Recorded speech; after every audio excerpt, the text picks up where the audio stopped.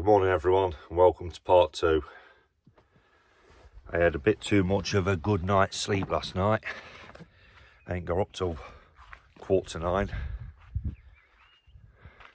Just been talking to the guy who was there yesterday, Colin. He's carrying on with his trip now, and that's what I need to be doing with mine soon. So I'll finish my cup of tea and we'll be on his way. Just show you across here though to start with. Do you see across there where that sand is? What look like rocks? They're all seals. It was making a noise last night. I was a bit too far away to get them on the video. I was hoping it was going to be closer over here. But obviously the tide's out. As I drive around later, I'm heading up that way to join the main road again, the A9. I might see some a bit closer. If I do, I'll catch them on the video. But, right, I'm going to start heading up the coast now, get my bits and bobs together and be off.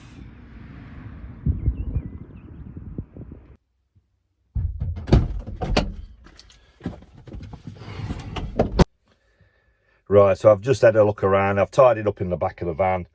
I've checked out there's no litter left by any of the other motorhomes. It helps when we've got bins as well, but if you haven't got a bin, just take your rubbish with you. There's plenty of places you can dispose of it, even at a petrol station, shove it in their bins. So there's no need to be leaving any litter. Right, I'm going to be heading up the northeast coast today of the North Coast 500. I'm not saying exactly where we're going, just in case plans change. I have actually got a bit of an itinerary down, but I'm not saying it on the videos, just in case things change for whatever reason. Sometimes you can even get to places and can't even park. So I'm hoping the place I'm heading to now, I will be able to. It's a bit later than I wanted to be going off. It's 10:20 now, so we'll be on his way, and I'll catch up with you further up the A9. I'm not doing much filming out the window now. Must have about 2,000 insects stuck to the front of the van.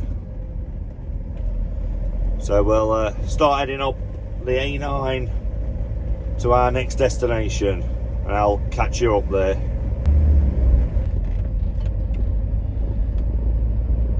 Well, I've just pulled into Dunrobin Castle. To be honest with you, it's absolutely packed. You can't see it. You can't see it at the moment, but on my left is a massive car park and there must be 50 camper vans and motorhomes in it. I'm not going in. It's extortion to go in this place. No way. I can pay it, but I'm not. No way. If I made it reasonable price, I would have got in. It's also got no drone allowed. Sorry, I'll start again. They've also got a no drone sign, so if my drone's not welcome, I'm not welcome. I'll just jump out and show it you before we head on. Sat nav's chattering away as well.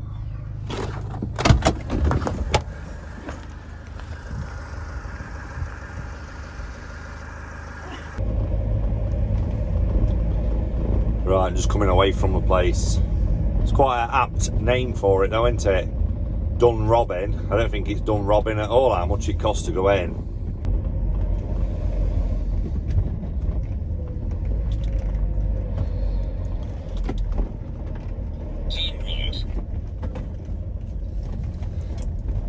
Well, that was Dunrobin. So we'll head up the A9 again. That's only about 10 minutes up from where I stayed last night, so not far away.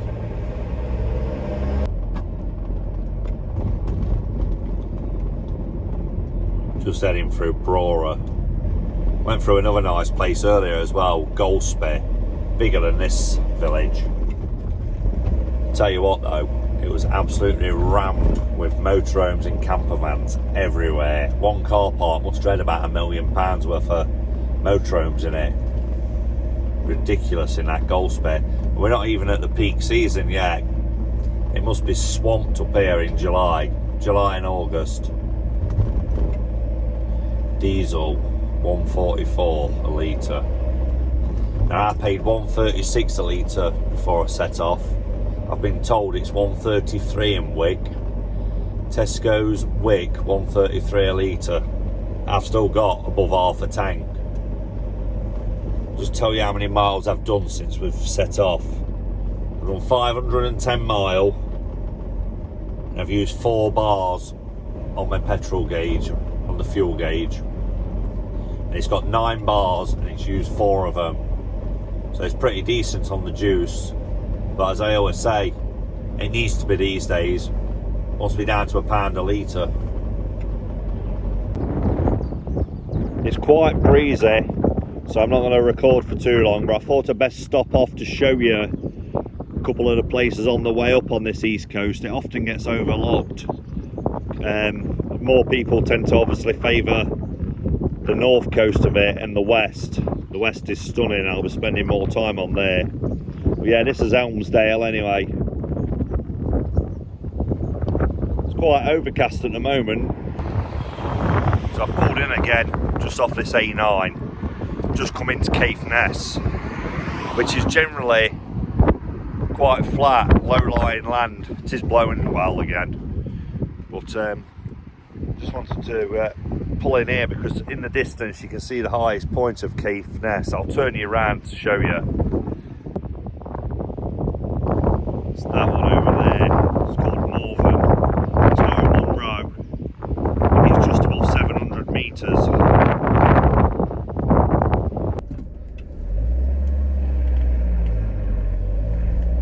If you're not familiar with what a Munro is, it's a mountain that's above 3,000 feet.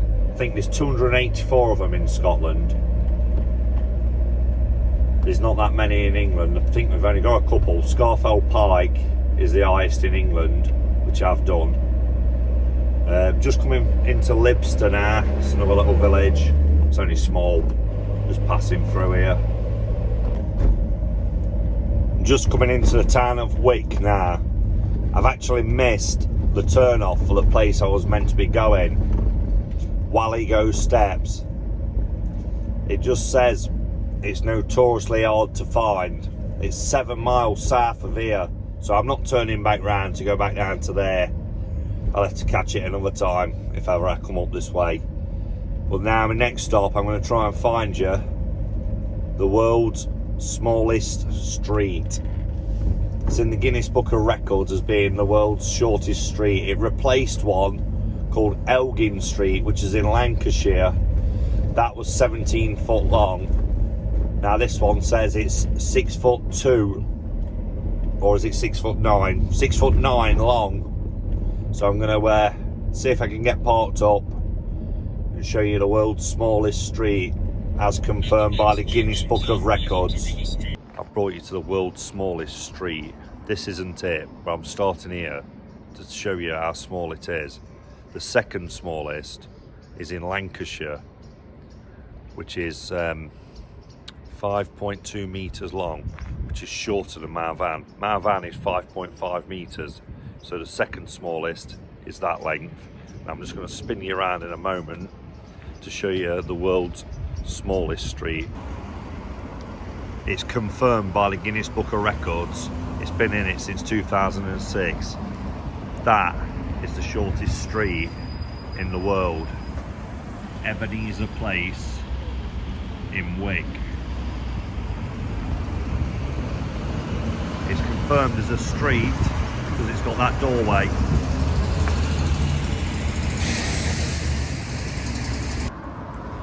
Yeah, so this is it. The shortest street in the world is Ebenezer Place in Wick, Caithness, Scotland, which measured just 2.05 metres, 6'9" long when verified on 28th of October 2006.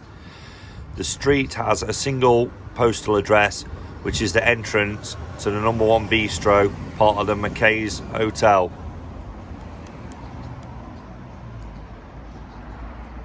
So there you have it. I've took you to the world's shortest street. That's not bad, is it? 37 litres, the top of Scotland, more or less. Just up Wick, about 10 mile south of John O Groats. Tank holds 80 litres and it was still above half, so as you can see 37. Happy enough with that. Actually, I've just remembered I chucked in 15 quid at Penrith. Obviously the van left full, but the reason is I wanted to keep the van topped up as much as possible for the entire journey, because I need to start taking the advice I've given to other people. It come from when I worked on a courier job I did in and out East Midlands Airport all over the UK. We was forever getting memos and texts to the guys, well, and women as well, because there were some lady drivers, but was forever getting memos or text messages saying keep the vehicles above half a tank, because the first half of the tank you're getting a lot more miles than the second half. Now this van will go about 700 mile out of a full tank, so that first half obviously it lasts a lot longer, but you know, if I'd let it go below half it will start going down pretty quick. The van is good on juice though. Just going to go in the back now, make myself a cup of tea and something to eat, and then push it on to John O Groats. We'll go and see the famous signpost, and I might be having a walk out to Duncansby Stacks. So I'll see you over at JOG. So I've just detoured a few miles south of John O Groats, a place called Skirza. Up there is a dead end road, just looks like it leads up to a farm. Reason I've pulled in though is just show you how remote it is, right next to the North Sea. Got these little houses nearby.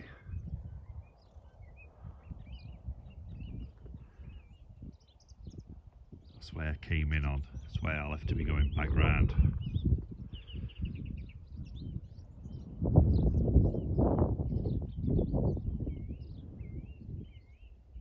Right, let's go and see that signpost.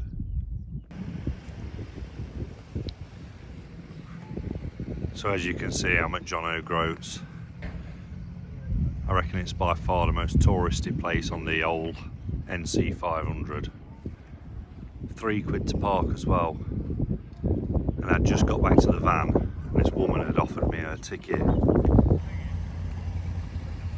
Just been looking on the video. It looks a lot duller than it actually is here. It's not cold. It is overcast, but it's definitely not cold.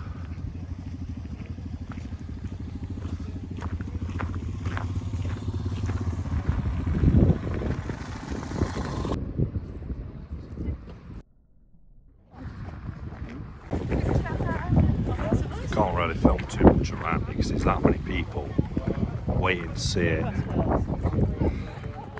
Trying to get photos and videos. It's really busy.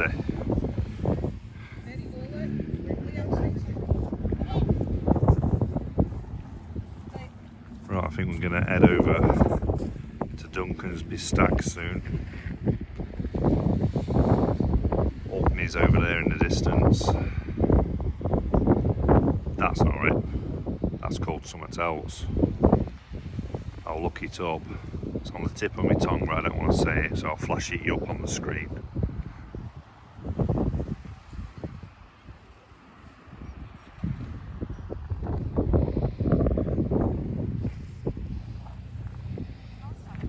So yeah, that's the John O Groats sign anyway. 874 miles to Land's End in Cornwall. So I'm over at Duncansby Lighthouse. As you can see, another place that's pretty busy and windy. Then over there is John O Groats,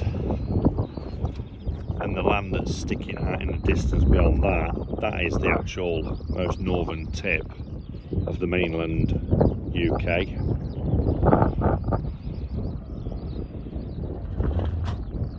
There's that island I was talking about earlier, and beyond that is Orkney. closer up of the lighthouse. I'm just wondering what that island is over there. That one, that's another one I'm going to have to look up. I didn't notice that one last time I came here.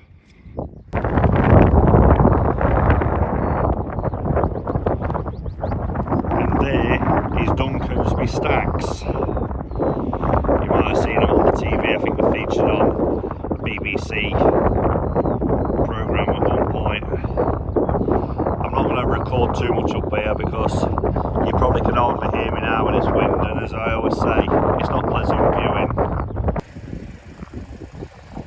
John O Groats FC. I've just quickly pulled in just to walk out onto the pitch of probably the most northern football club in the whole of the mainland UK.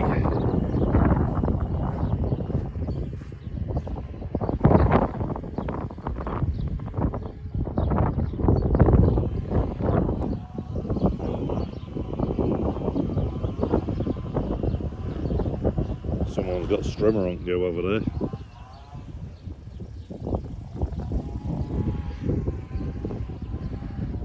And there's the changing rooms. Right, I've pulled in here. It's dead windy, so I'm just behind these sand dunes at the minute. I've pretty much sorted where I'm staying tonight. It's not here, but I just wanted to go and check out this beach. Like I said, it's windy. I'll just turn you around. I've just been trying to look what this beach is actually called. I think it might just be called Dunnet Bay.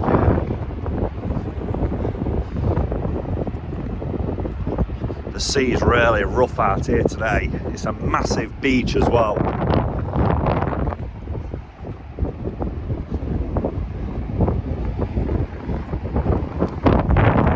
at the size of that. It's really, really rough to see now.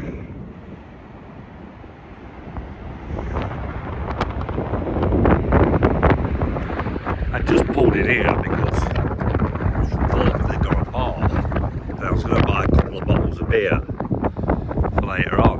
Well, I'm on holiday after all, aren't I, if I'm away like this. Anyway, it's not got an off licence or a bar here. The bar is further round there. I'm going to pull it on the way round.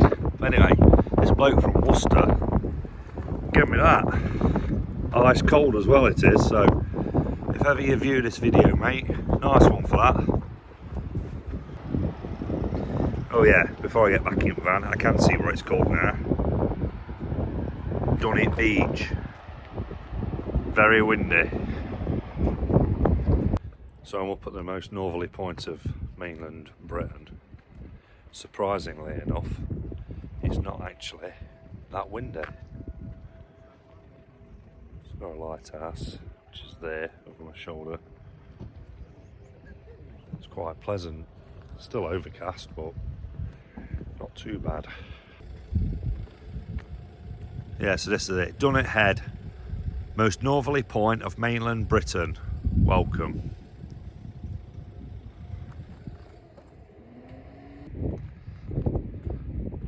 I've come down a bit just to have a look at this lookout point. I think there's puffins and that on the cliffs. It makes a change to be able to record without it sounding so windy. I don't know if I spoke too soon.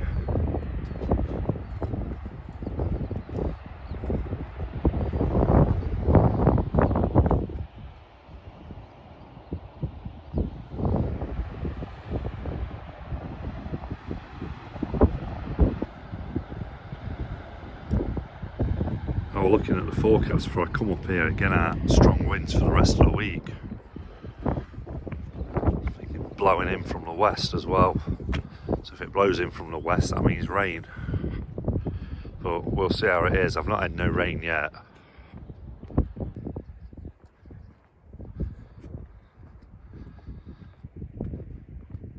Right, time to move on to where I'm staying to tonight. I've got a bit of editing to do. I want to cook up some food. I want to chill out for a couple of hours as well.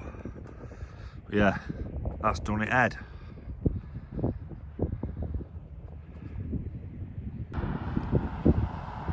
I've just pulled in, sorting out where I'm staying tonight. I'm not staying on here, I'll show you when I get down there, but it's that big beast from Germany, that motor that I seen last night, them who I was talking to.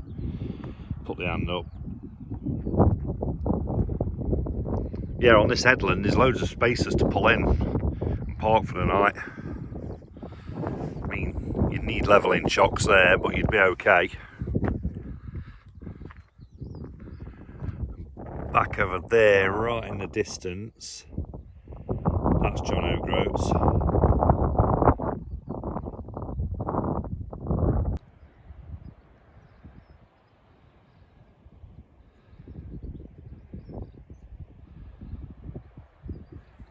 So this is where I'm staying tonight. I was going to have another night off grid, but I've already had two. Scotch Corner on the way up, and then last night at Skelbo. So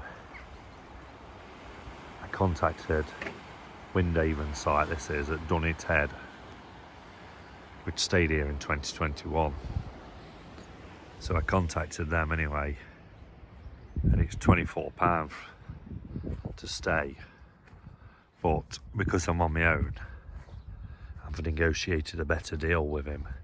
Now, I'm not going to say what the price is, but it's considerably better, and it's worth it for using the shower and to sort out the water and everything else like that that goes with it.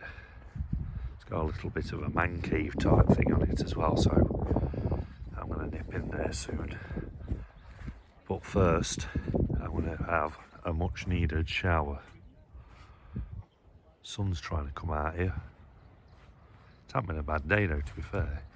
There's folks sitting them out with coats on, but I think they've done what I've done before. Had it too warm in the van.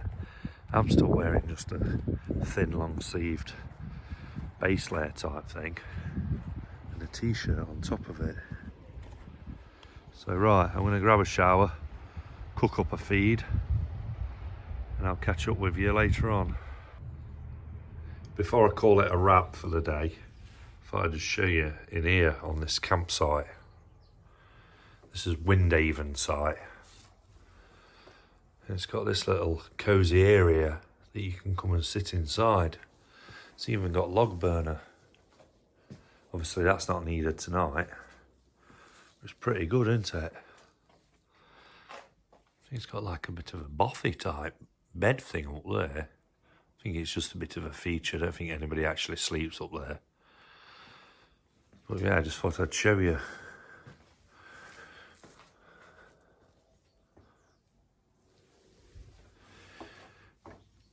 The showers were amazing on this.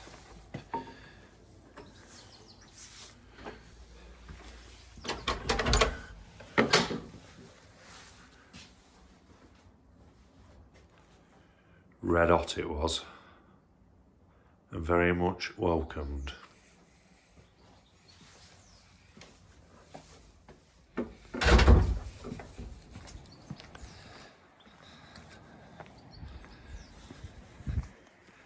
There's another like ex-military ambulance type thing there.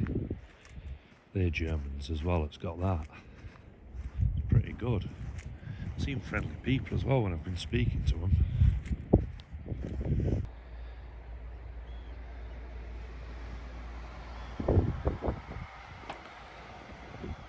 So I've just had a shower. I'm now going to chill for the rest of the evening with a cold one, watching the sun go down. Although it could be a while. I don't think it'll be dark till about 10:30, 11:15. But it's a nice way to end a good day, so I think we'll call it a wrap at that one for today, and I'll be seeing you in the morning.